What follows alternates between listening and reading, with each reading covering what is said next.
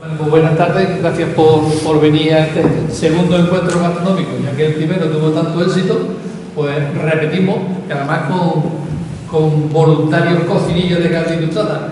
Todos son de Cádiz Ilustrada y todos son voluntarios.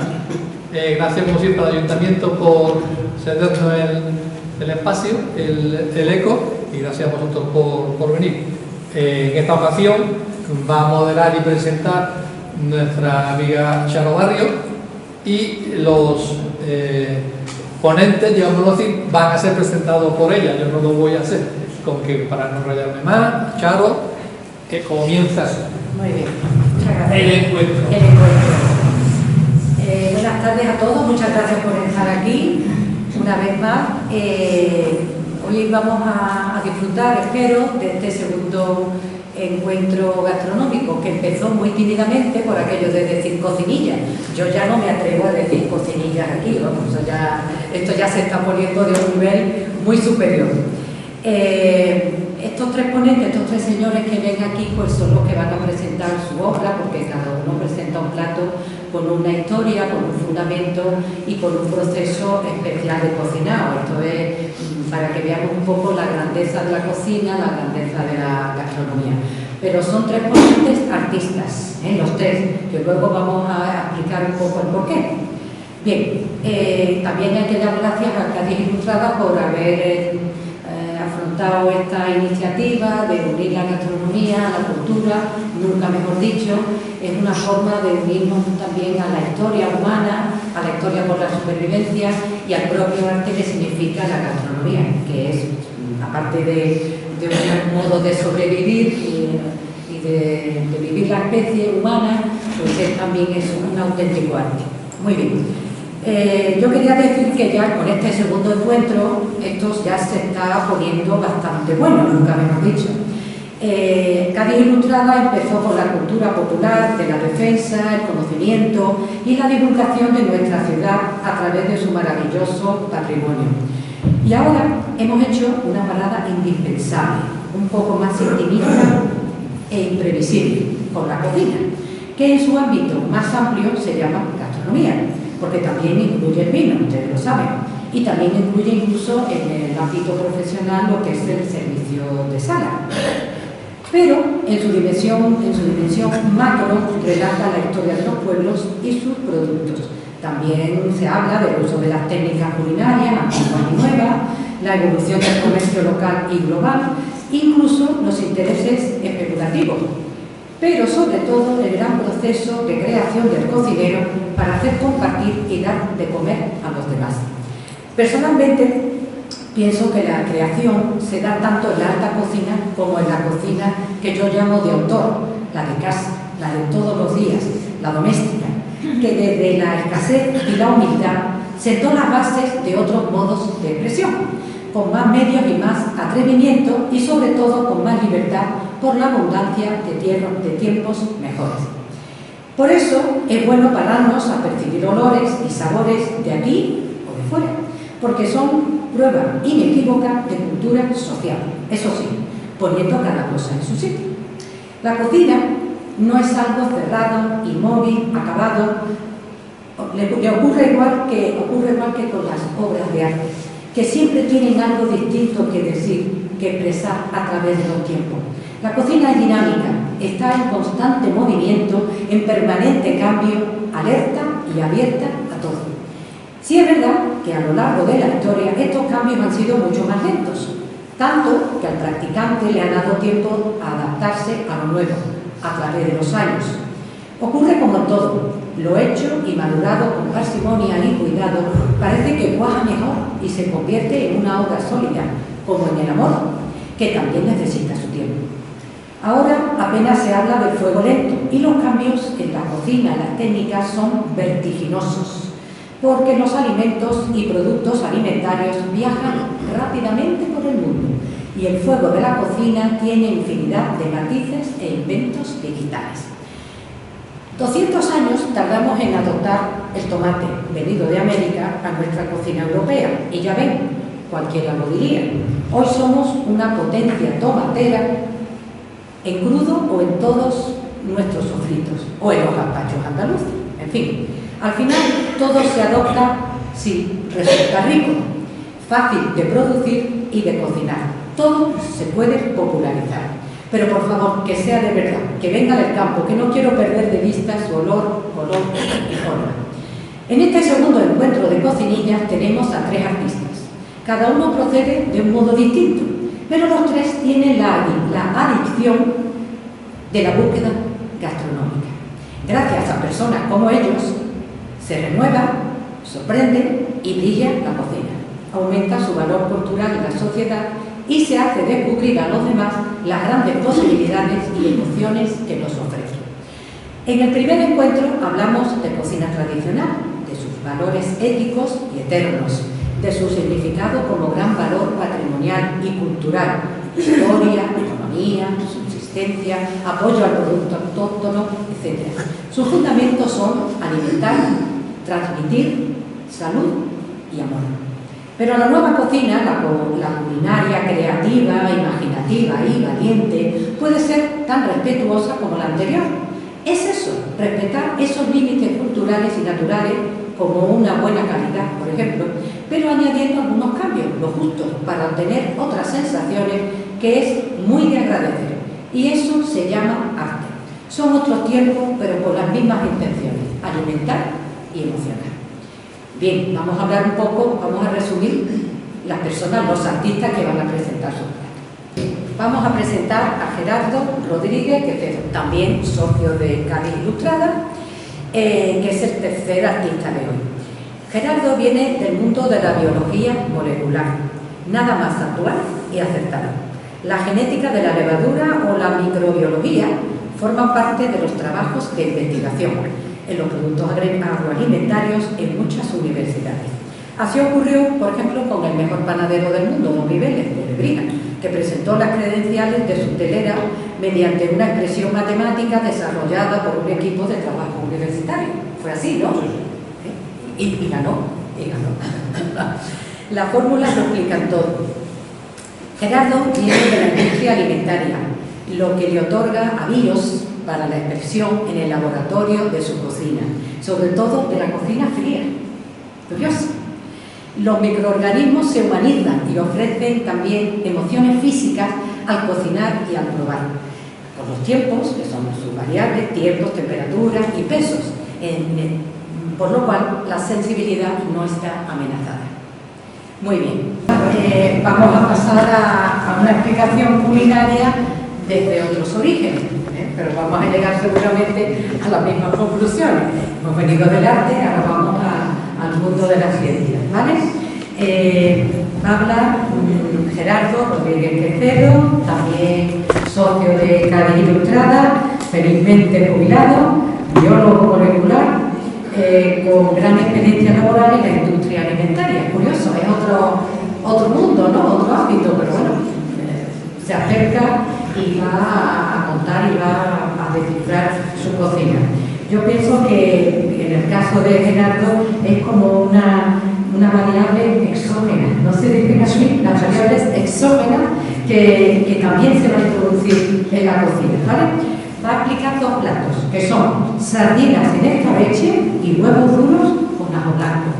Magnífico, adelante.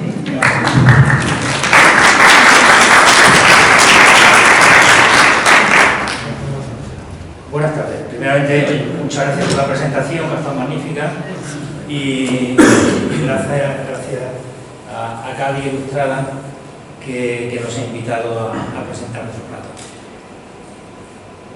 Es verdad que cada uno tiene su formación profesional. Yo estaba escuchando a Antonio y estaba pensando el porqué de todo, ¿no? Por ejemplo, el azúcar con el arroz es por presión osmótica.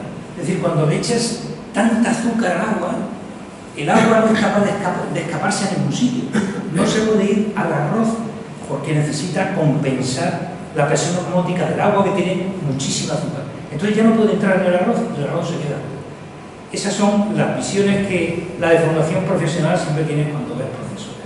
Bueno, efectivamente estoy felizmente jubilado, igual que mi mujer, y decidimos venirnos a vivir acá desde hace muchísimos años. Y al final, cuando nos hemos jubilado, hemos venido para acá. Yo sí quería comentaros algo y qué hago yo aquí, ¿no? Aparte de un ofrecimiento por parte de una invitación por parte de Miguel. Yo he cocinado toda mi vida. Yo no soy cocinilla, no soy el que hace la paella los fines de semana. Desde pequeño, bueno, tuve una temporada enorme mi abuela en mi casa, y a mí mi abuela Gaudencia, que se llamaba, de Burgos, estaba encantado con ella, era muy simpática, no hablaba en verso, hablaba en refranes, todo tenía refranes. Y yo con ella pues aprendí al lado suyo pues cómo se cocinaba, ¿no? Me encantaba su cocina. Eso me sirvió para mucho, porque luego con 18 años me veo solo con una serie de circunstancias, en un piso en Sevilla, tenía que estudiar y con una paga justita, pues tenía que pagar todo, ¿no? Entonces me di cuenta que si en lugar de ir al comedor de la universidad yo compraba el pollo, compraba la verdura y compraba, pues era mucho más barato, y el resto podía tomar una cerveza, porque mis amigos sí tenían para tomarse cerveza. Y entonces ya empecé a cocinar todo. Yo he cocinado todo, los postres, las galletas. En mi casa nunca entraba una galleta o un bizcocho, he hecho yo siempre todo. Y es mi manera de relajarme. Yo cuando estudiaba a la 1:30, a las 2 de la mañana, para descansar, ponía la olla. De esa manera ponía la olla en un lado y la cafetera en el otro. Era mi placer, mi descanso en ese momento, y entonces siempre he visto la cocina no como una obligación, sino como un descanso. Y cuando conocí a mi mujer vasca, cuando yo era meritorio, como dicen allí, cuando yo era meritorio, me fijé, bueno, que ella no era un gran amante del comer, que es fundamental, y que si no cocinaba yo en casa, no comíamos. Y entonces llevo desde los 18 años encargándome de las compras y de la cocina. De toda la cocina. Y me gusta. Bueno, voy a presentar dos platos. Dos platos que tienen también su porqué científico, es decir, por qué presentar estos dos platos, también para daros un poco idea de seguridad alimentaria, por qué hacemos las cosas que hacemos y no las hacemos de otra manera. Bueno, si vamos a empezar a cocinar, vamos a poner primero el mantel, vamos a ir poniendo los aperos, las cosas que vamos a utilizar. Como veis, muy poquitas cosas, ¿eh? Algo para apañarnos ahí, una sartén, un poco de aceite y poco más. Lo primero que vamos a hacer va a ser unas sardinas en escabeche. A mí me gusta mucho este plato porque es un plato que le echas tiempo, pero luego durante mucho más tiempo vas a estar disfrutando de él. En este caso he tenido luego la curiosidad de contar en las fotografías cuántas sardinas hice. En 1 kilo entran 21 sardinas de este tamaño. Pues si te tomas 3 sardinas por la noche con la guarnición, pues tienes para unas pocas de noche, ¿no? Entonces vamos a hacer unas sardinas en escabeche, que para mí es un plato magnífico. Esto es de cocina de mi madre y lo sigo haciendo mucho. Tanto es así que incluso a mi hermano algunas veces le regalo un bote de esto, ¿no? De sardina en escabeche. Bueno, estos son los ingredientes. Todo muy aséptico. Yo he estado muchos años en Barra Blanca. Y el laboratorio con la cocina es muy similar. Son unos ingredientes, es una receta, échese tanto de este producto, tanto de este. Primero estos, agítese, caliéntese, déjese enfriar, ahora se añade el otro y aquello reacciona y aquello funciona, ¿no? La cocina es exactamente igual. Por eso me gusta a mí tanto la Thermomix, nada más la uso para las cremas, pero es maravillosa. Controla todas las variables que hay, que es el tiempo, la temperatura y la velocidad de la cuchilla. Yo te doy una receta en Thermomix, la hace exactamente igual que yo. Dentro de 5 años la receta será exactamente igual, porque es todo como muy científico. Bueno, pues estos son los ingredientes. Unas sardinas, unas zanahorias, hojas de laurel, 2 cebollas de guisar, pimienta de grano, aceite de oliva virgen extra. Yo sí tengo la cosa, yo siempre uso aceite de oliva virgen extra, no sé por qué. He hecho acostumbrarse ese sabor, aunque sea algunas veces un poco espeso, pero me gusta. Pimentón dulce, uso pimentón de vera, y la sal marina virgen. Sal marina virgen. Es una denominación específica creada por un gaditano de San Fernando, colega amigo mío, biólogo, que estudió en Sevilla, y la familia tenía la salina de San Vicente, y se dio cuenta que todas las sales hay que añadirle luego yodo, sal yodada. ¿Por qué? Porque en el proceso industrial que hay ahora mismo se pierde el yodo, porque tienen que lavarla con agua, le tienen que poner una cantidad de calor enorme para luego secarla y perdemos el yodo. Entonces él ha encontrado un sistema por el cual no se pierde el yodo a la extracción de la salina. Y después de 3 años con el Ministerio de Agricultura, han conseguido llevar adelante este proceso y crear una denominación específica de sal marina virgen, la cual la tenéis aquí en San Fernando, que es una locura. Bueno, pues con esto y con los ingredientes, un kilo de sardinas, un kilo de zanahoria, 250 mililitros de vinagre de Jerez, 2 cebollas, 60 mililitros de aceite de oliva, virgen extra, pimentón, pimienta en grano, hoja de laurel y sal de la mejor calidad.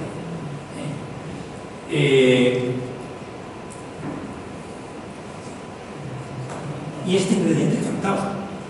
Esto los arquitectos dirían que es un plano en planta de una copa de fino. Yo siempre cuando voy a cocinar me pongo una copa de vino. A continuación saco la tabla, la cebolla y el cuchillo. Y ya ahí me relajo y empiezo a freír. Bueno, pues con esto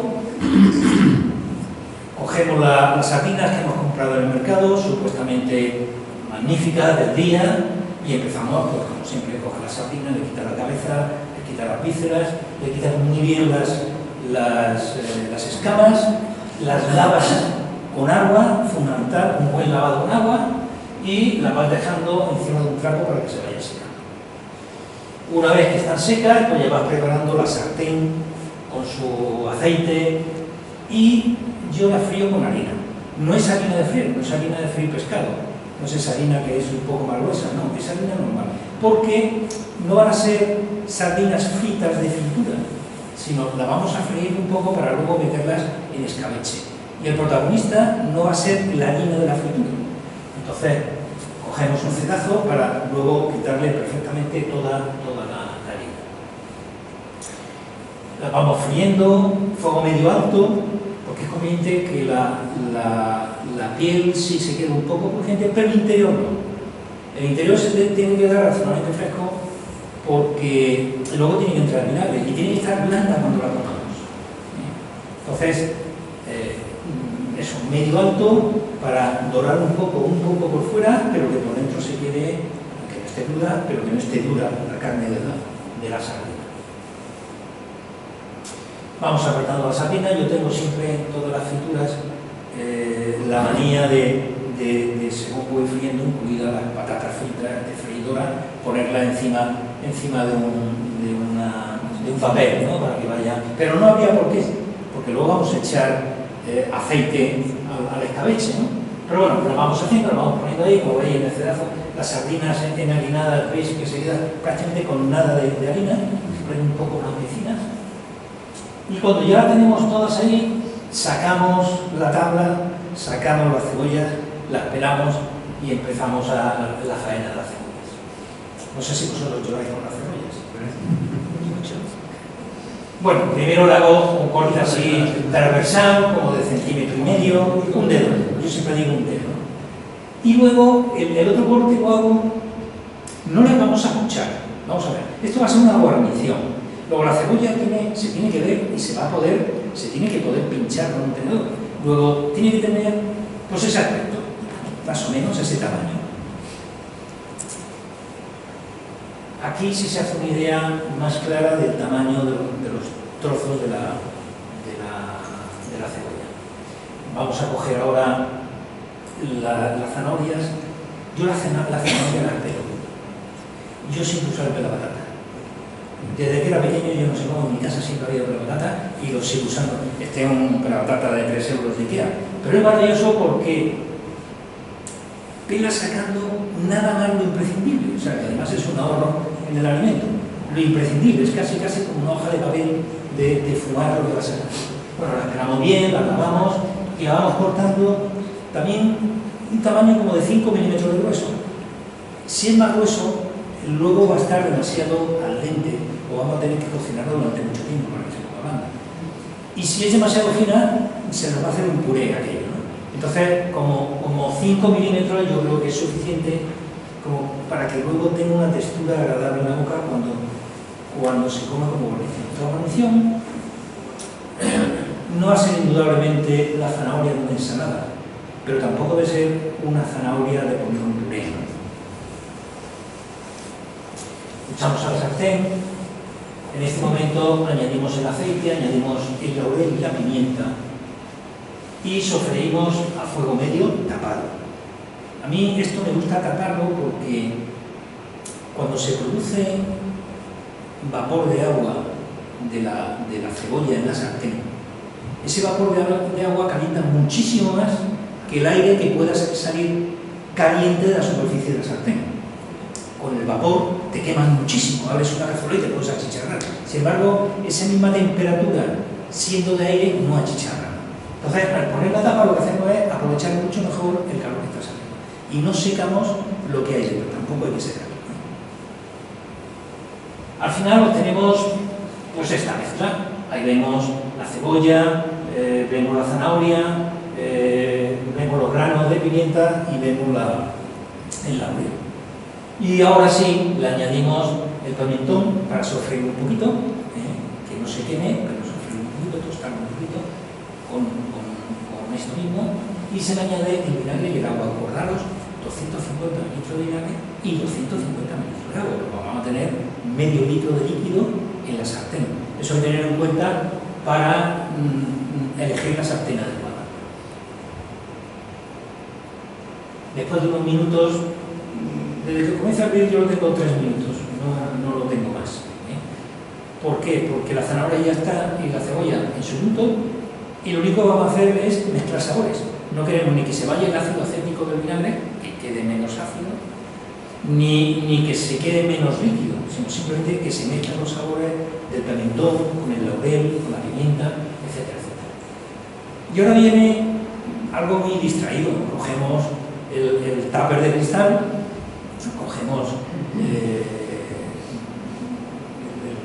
cacharro de la sartén y vamos cogiendo y vamos haciendo una cama. Hacemos una cama como de 1 o 2 dedos de verdura, lo que luego va a ser el acompañamiento. Encima vamos a poner una capa de sardinas. Aquí es donde me doy cuenta que han salido 21, porque aquí creo que hay 10 y la otra hay 11. Entonces ponemos una capa de sardinas. A continuación hacemos otra cama encima, como veis las sardinas debajo, otra cama encima de verduras, ponemos otra capa de sardinas y acabamos con la última capa de verduras. Hay que hacerlo así porque luego, a la hora de disfrutar, de llegar la noche, decir, hoy que ceno, tengo sardinas en escabeche, voy a tomar una sardina en escabeche. Tener siempre la oportunidad de ir cogiendo sardinas y de ir cogiendo también la parte que acompaña a la sardina, ¿no? la guarnición. Y una vez que hemos completado esto, todo el líquido que tenemos en la sartén, ese más de medio litro, porque es medio litro más el aceite, lo vamos a verter sobre esto. De manera que si lo vemos en la sección transversal, mirad que tiene que quedar todo sumergido. Como las sardinas no queden sumergidas, o la zanahoria que no quede sumergida, después de los 5 o 7 días que hay que esperar pacientemente en el frigorífico, para que aquello vaya cogiendo el vinagre, se va a secar y no acaba, ¿no? Entonces llenamos todo del escabeche que hemos hecho, lo llenamos hasta arriba, le ponemos la tapa, esperamos que se enfríe, lo metemos en el frigorífico. Y a partir del 5º o 7º día, que hay que tener paciencia, entonces ya podemos empezar a sacarlo y montar el plato. El plato es muy tonto. Tus 3 sardinas o 4 y tu guarnición. El hecho de que la sardina por dentro no se haya quedado dura nos va a ayudar a que con el tenedor, con el cuchillo, podamos separar perfectamente los lomos y mirar la espina como queda. Además, el vinagre ha ido desmenuzando el carbonato cálcico de las espinas pequeñitas y te comes todo, excepto la espina dorsal grande de la sardina, ¿no? Digamos, es como las sardinas en aceite, que no tienen ningún bigote, como yo digo. Pues esto pasa igual. En esos 5 o 7 días, la raspa finita desaparece. Y bueno, este ha sido el primer plato.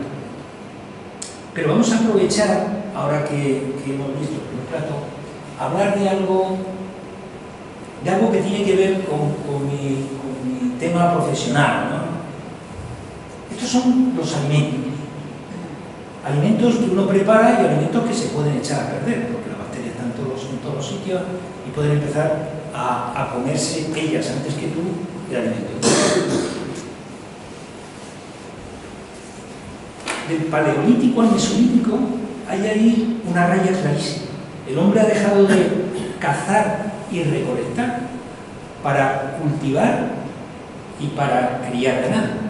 De pronto se encuentra que tiene abundancia de alimentos. Puede comer cuando quiera, comerse una vaca, porque la tiene ahí. Y entonces le surge un problema. Mata a la vaca y al tercer día no hay quien se coma la vaca, porque lo que no ha podido comerse de vaca echa una peste para atrás tremenda y además se puede intoxicar.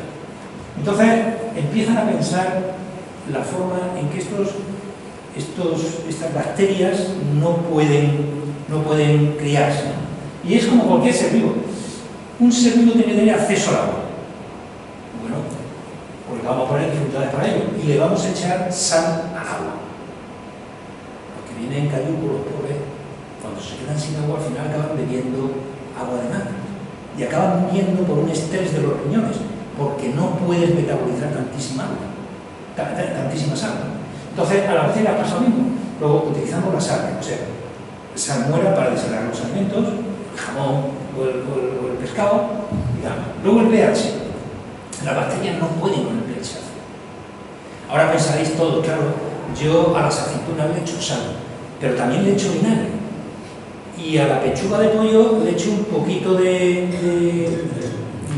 limón y le echo también, lo meto en el frigorífico y eso no se echa a perder, por el pH, hemos bajado el pH. Luego por la temperatura. Desde que tenemos posibilidades económicas, todos tenemos frigorífico. Las bacterias no pueden crecer a temperaturas inferiores aproximadamente a 10 grados, ¿no? Y luego no puede haber sustancias tóxicas para ellas. Y aquí viene la gran invención de la humanidad. De pronto se da cuenta que echando ciertas plantas a los alimentos, aquellos alimentos duran mucho más. Es más, esas esencias que extraen de las plantas, que le empezaron a llamar ungüentos, se los podemos echar incluso a los cadáveres y tardan más tiempo en pudrirse. Y es algo que se dan cuenta y empiezan a pensar qué se puede hacer con ello. Estas son cosas que usamos nosotros habitualmente. La pimienta tiene, todas las plantas que huelen tienen aceites esenciales. La hierbabuena, la menta, la cáscara de limón, todo. Y los aceites esenciales, todo lo que huele bien, todos esos aceites esenciales se componen de terpenos. Y los terpenos, que hemos escuchado aquí mucho hablar a los arquitectos, son como los componentes de la construcción. La piedra, el ladrillo, el cemento, la arena, la cal. Cada uno de esos terpenos, una vez juntos, y dependiendo cuál tiene mayor proporción que otro, podemos hacer desde un edificio todo en cristal, porque esos dos componentes, esos dos terpenos, dan ese aspecto, o todo de piedra y hacemos una catedral. Pues con los terpenos pasa lo mismo. Les voy a poner algunos ejemplos muy rápidos. Hay un terpeno que se llama anetol. Es el componente principal del anís, el anís estrellado y el matalaúva. Tiene el resto de terpenos también los tiene, pero el de mayor proporción es el que huele a anís, el anetol. En el limón, el limoneno. En la menta, el mentol. La hierbabuena, la mentona. Todos tienen los clavos, pues todos estos, así, que son poquísimos, todos estos se han utilizado tradicionalmente para ello. ¿Qué es lo que pasa? Que nosotros ya hemos dejado de utilizar el frigorífico, hemos dejado de utilizar estas cosas porque el tema frigorífico no se nos estropean los alimentos y hemos dejado de usar tantísimos condimentos. Cosa que en otras culturas que han llegado un poco más tarde, por ejemplo la India, siguen utilizando muchísimo porque antes de ayer empezaron a utilizar el frigorífico o la mexicana. Pero esto es algo que nos ha preservado nuestros alimentos durante muchísimos años. Y ahora vamos a hacer el segundo plato. Emulsión. Es femenino, es un concepto químico y dice dispersión de un líquido en otro no miscible con él. Si cogemos agua y vinagre, perdón, agua y aceite y lo agitamos muchísimo en una botella, no han pasado 10 segundos cuando el aceite se ha ido arriba y el agua se ha ido abajo. Sin embargo, si conseguimos mezclar, hay componentes que consiguen mezclar el agua y el aceite. Y esos componentes los usamos nosotros habitualmente y no nos damos cuenta que es para emulsionar el aceite en el agua. Y en eso me baso con la almendra, que es el siguiente plato, va a llevar a la almendra fundamentalmente. La almendra tiene la capacidad de emulsionar el agua y el aceite porque tiene una proteína que así lo hace. Y tiene una capacidad igual y superior al suero de la leche, que usamos para hacer cremas de acompañamiento de pescado o de carne, o la yema de huevo, en concreto una mayonesa. Una mayonesa es mayonesa porque has echado la yema de huevo ha sido capaz de mezclar el aceite con el agua y crea una emulsión. Pues basándonos en esto, vamos a hacer unos huevos duros con ajoranco. Ajoranco de Almería. El ajoranco de Almería es una textura de mayonesa. Es muy espeso, tremendamente espeso. Y digo huevos duros por decir algo, porque en Almería tradicionalmente se toma con salmonetes fritos. El salmonete frito tiene un sabor muy fuerte y el huevo duro y el ajoranco también. Entonces son capaces de mezclarlo. Los ingredientes son de la Sierra de Almería, o sea, lo más pobre que hay. Esos son los ingredientes del ajoranco. Los huevos, por supuesto, que es como lo vamos a acompañar. Y luego, almendras, pan del día anterior, el ajo, aceite y vinagre. No tiene otro concepto. Estas son las proporciones para 6 huevos, 200 gramos de almendra cruda pelada, 175 mililitros de aceite de oliva virgen extra, 150-200 de miga de pan del día anterior, 35 mililitros de vinagre de jerez, 1 o 2 dientes de ajo y sal de la mejor calidad. Primero vamos a ir viendo el huevo, muy despacito, muy rápido, y que quede este suyo. No, lo juraría si lo hubiera pagado, lo tengo que hacer. Bueno, vamos a coger el pan el día que lo compramos, el más cómodo, y con un cuchillo bien afilado lo vamos a pelar, como el que pela una naranja o el que pela una manzana. Le quitamos toda la parte de fuera para que lo que metamos luego sea totalmente blanco. Una vez quitado, lo dejamos ya para el día siguiente. Introducimos el pan en agua. Esto es una cosa muy normal en cocina. Primero pan seco y luego pan con agua. Y ya tenemos ahí para mini primer, para la batidora, y preparados 2 dientes de ajo. Metemos la almendra, los 2 dientes de ajo en el vaso de batidora y tenemos a mano la miga de pan. Ahora echamos aceite, esos mililitros que he dicho de aceite. Si no tenéis la medida es hasta tapar las almendras y el ajo. Empiezas a echar hasta que el aceite va tapando el hueco entre las almendras y lo tapa de todo. Echamos el vinagre y la sal, que es conveniente ya tener en mano, porque luego como es tan espeso, rectificarlo de vinagre o rectificarlo de sal va a ser más complicado. Pero se puede, sin ningún problema. Empezamos a darle con la batidora mucho y al máximo. Luego no hay que encontrar trozos de almendra. La textura debe ser casi como el que mastica harina. Debe ser totalmente cremoso, muy cremoso, untuoso. Luego todo lo que podamos. A continuación añadimos la miga de pan y si queremos hacer un poco más de pan, si queremos que espese más, habrá que echar más miga de pan, si queremos que aflojarle un poquito de agua. El agua además es la que le va a dejar el color más blanco. La emulsión siempre se queda blanca. Por Por eso la mayonesa es blanca, porque el agua emulsionada con aceite, el color es blanco. Los huevos duros, un desastre. Hoy me pasó una cosa curiosísima.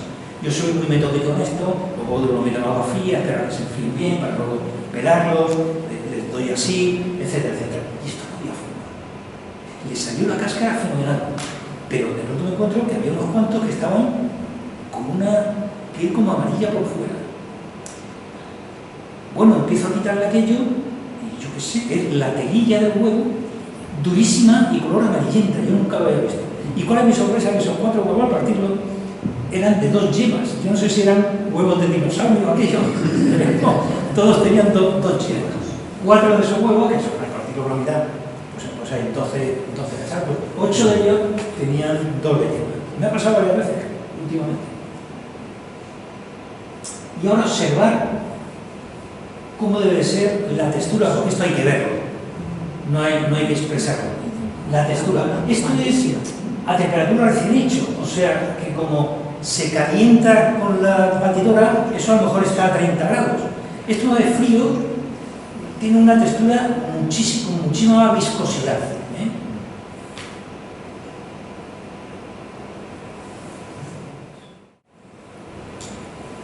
El sabor es muy agradable, no os podéis entender. Se pone una bandeja, los huevos, se le echa esto por encima, se le ponen 2 palillos, se pone por encima un papel de aluminio y se mete en el frigorífico. Esto está fenomenal, buenísimo, frío. Y por la noche mucho más. Y digo por la noche porque con ese olor a ajo, como invitéis a alguien a comer, aunque venga con su cepillo de dientes y se lave la boca, va a salir con un... comerlo por la noche, pero desde luego muy agradable. Bueno, pues esta es la presentación definitiva y no sé si hay alguna pregunta y muchísimas gracias por haberme escuchado.